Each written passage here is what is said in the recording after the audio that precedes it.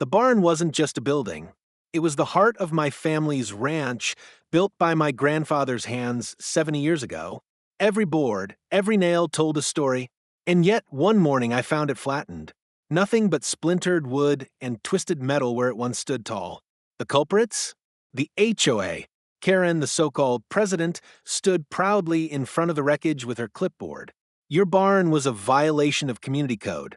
We had no choice, she said smugly, as if erasing my family's history was nothing more than checking off a box. I clenched my fists. This barn wasn't even under your jurisdiction, I growled. You had no right. Karen smirked, waving her hand. You should have paid your fines. Maybe next time you'll learn. Next time. Those words stuck in my head like a knife. That barn was irreplaceable, but if the HOA wanted to play games with my land, they had no idea who they were up against. You see, long before the HOA ever built their fancy $5 million lakeside resort, my family owned the land and water rights in this valley. When the developers begged us for access to the spring that fed the lake, my grandfather agreed, but only under strict contracts. And tucked away at the far edge of my property was an old steel valve hidden beneath brush and stone.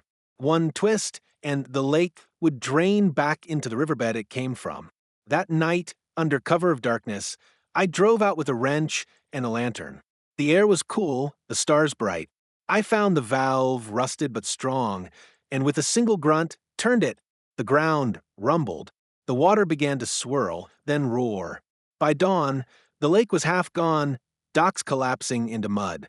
Boats lay tipped on their sides, fish flopping helplessly where the water had been. The resort, once the pride of the HOA, was reduced to a cracked basin of muck.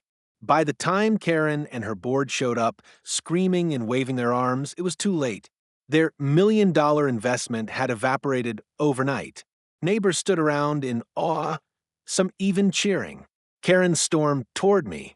You'll pay for this, she shrieked. I held up the original deed. No, Karen, you will. This land, this water, it's mine. Always has been. The barn may have been destroyed, but in one twist of a valve, I took everything back. And the HOA learned a lesson they'd never forget. Don't start a war you can't finish.